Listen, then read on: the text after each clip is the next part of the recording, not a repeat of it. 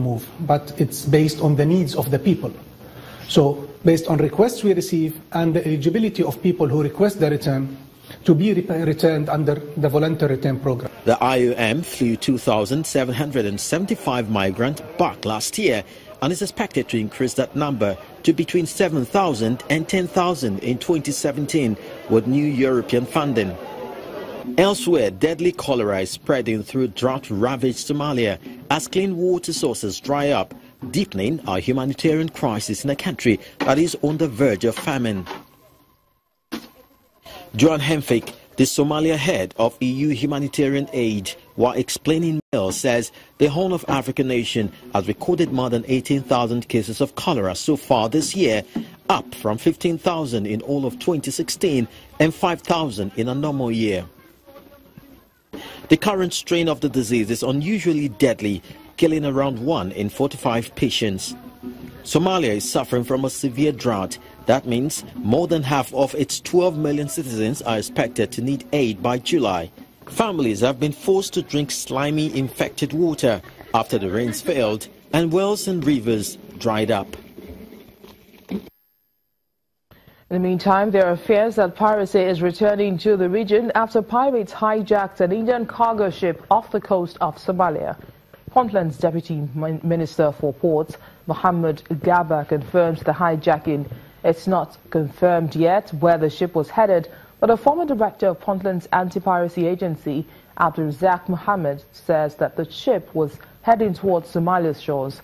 There were 11 people on board the vessel, which was taken on April the 1st. Last month, pirates launched the first successful hijacking of a major commercial vessel since 2012.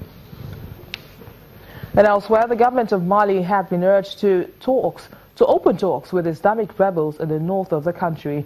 The recommendation was made by delegates at a peace conference organized to help national reconciliation and implement a peace deal agreed in 2015. Jihadists who failed to sign the deal have continued their campaigns of violence in northern Mali. A group led by the Algerian Mokhtar Belmokhtar said it killed 60 people in January in a suicide attack on a military base.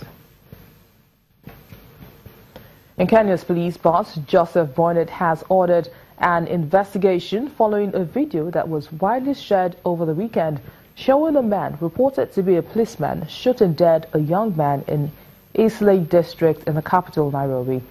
The minute-long video shows a man with a gun grabbing a young man, reported as a suspected criminal by the caller, and engaging in a heated exchange.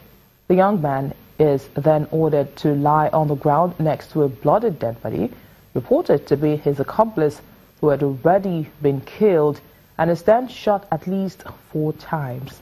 Police spokesman Charles Owino said that the police are still investigating the identity of the shooter, but Nairobi Police Commander Japheth Kume told the paper on Saturday that the video was acted. Human rights groups have condemned the police and called for an independent investigation of the incident. And in another report by Kenya's NTV station, it says security forces deployed to the central region of Laikipia following attacks on private farms and lodges by traditional herdsmen have been shooting dead animals belonging to the pastoralist community. The authorities have previously denied reports of police killing livestock in retaliation for attacks. An ongoing drought is said to have forced herders to seek pasture on private farms, but some have gone on to loot and set fire to some of the private lodges. And in South Africa, the new Finance Minister, Malusi Gigaba, has outlined his priority areas just as the rand fell as far as 1.5% against the US dollar. Mr. Gigaba promised a radical economic transformation and appeals to all role players in the country to work with him in the interest of the economy and national development. Speaking to the media at the weekend, he also praised his predecessor, Pravin Gordhan, who was fired in a controversial cabinet reshuffle that has seen the rand lose about 6% of its value. I was much more shocked. Malusi Gigaba is South Africa's 4th finance minister in 2 years. He joins that hall of fame in very controversial times. I am aware that we are in a climate of sharp disagreement and mutual suspicion.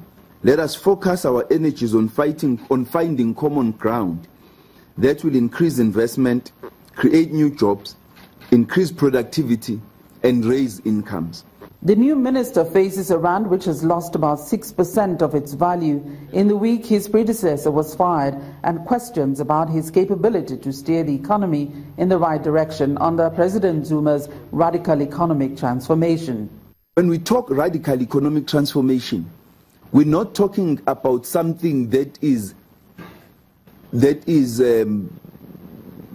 out of our imagination, that has not been or is not being carefully thought out. We are talking about policies that have worked in many middle-income countries, in many developing economies, and we're going to draw the best lessons from those economies in order for us to take decisions that are going to assist. He has held a series of meetings already with Treasury, ratings agencies, and there are more meetings to come. But what are his priority areas at this time? Firstly, I will work with Parliament to approve the 2017 MTEF and ensure its effective and efficient execution, including achieving the fiscal objectives that our Cabinet approved in January. We will use state procurement strategically and vigorously to ensure localization, promote the promotion of Black-owned, women-owned, youth-owned enterprises and SMMEs, and to facilitate industrialization.